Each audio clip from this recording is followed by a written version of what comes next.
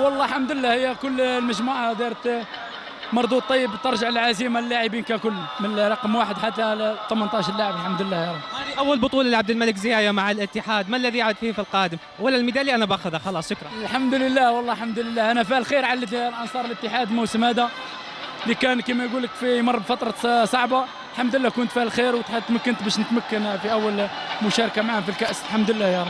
كابتن انت طلبت مني اني ما اتحدث عن المنتخب الجزائري، لكن بصراحه ما اقدر لان الجمهور الجزائري كبير وعزيز علينا، ومن واجبنا ان نسال عبد الملك زيايا عن انضمامه للمنتخب الجزائري. واش راح نقول لك، النادي الكاس هذه كل انصار الاتحاد، كل انصار اللي شجعوني في الجزائر، كل انصار ولايه قلمه ومسقط راسي، ولايه سطيف الحيين بالكاس، والحمد لله خديتها حتى انا في جده. الحمد لله يا رب. رفضت دخول المنتخب الجزائري؟